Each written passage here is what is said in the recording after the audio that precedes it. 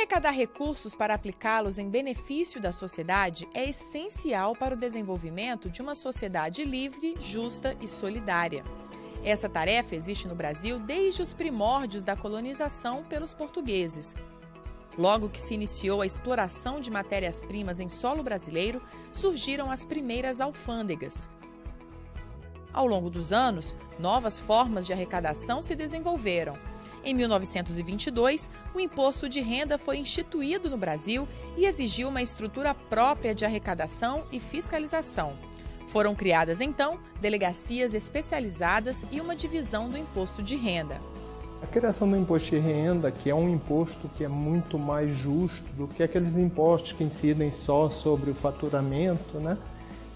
Ela traz complexidade. Traz complexidade em termos de arrecadação, em termos de cobrança, em termos de fiscalização, porque é necessário verificar muito mais coisas, né?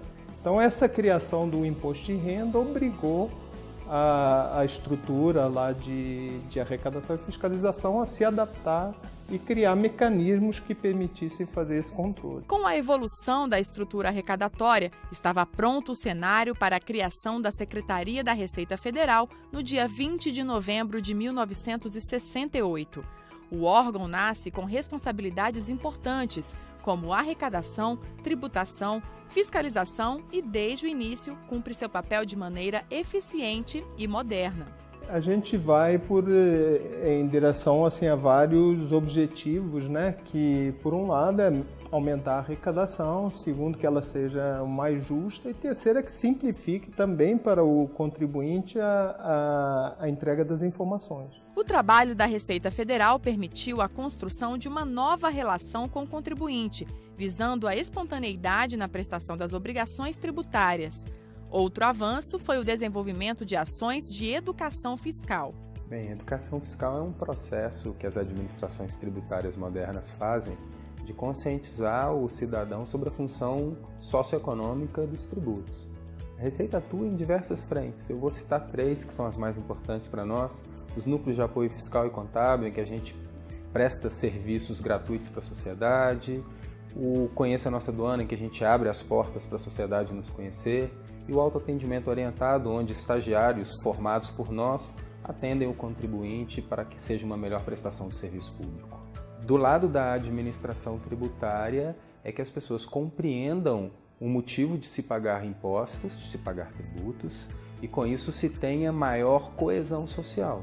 Do lado do cidadão é a aproximação com a própria administração tributária e uma certa desmistificação de nosso papel. Nesse cenário de aproximação com o contribuinte, surge a marca da Receita Federal. O círculo simboliza a moeda, cercada por traços diagonais que representam a mão do cidadão que paga seu tributo, assim como a mão do Estado que recolhe os valores para promover o bem comum. Esta imagem, mais tarde, foi modernizada e assumiu a forma do atual logo da Receita Federal. A partir dos anos 1990, com a massificação dos computadores pessoais e o advento da internet, deu-se início à modernização da Receita Federal. Os avanços na era digital não aconteceram apenas como uma forma de adaptação, mas também para melhorar o atendimento ao contribuinte. Exemplo disso é a entrega da declaração do imposto de renda pela internet e o Sistema Integrado de Comércio Exterior. No início era tudo manual, né? Papel que era entregue, a análise era feita manualmente por servidores lá que verificavam, faziam os cálculos até na mão, né? Não tinha nem calculadora, né?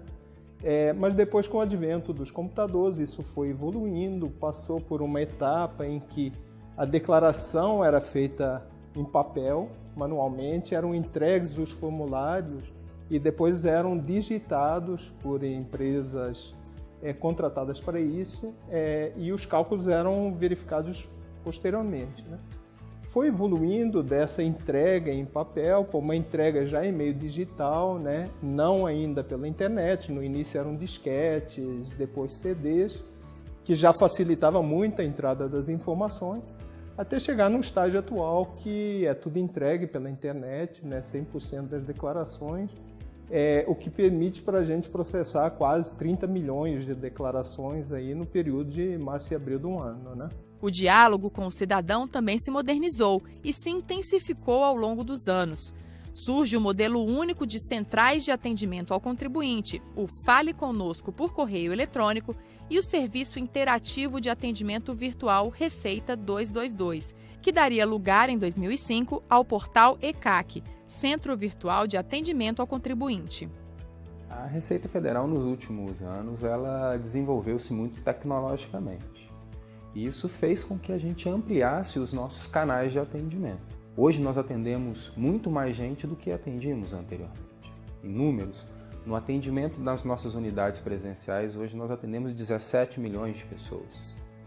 No atendimento via portal ECAC, nós atendemos mais de 140 milhões de pessoas por ano. São números muito expressivos e que mostram a evolução da Receita na prestação de serviço ao contribuinte.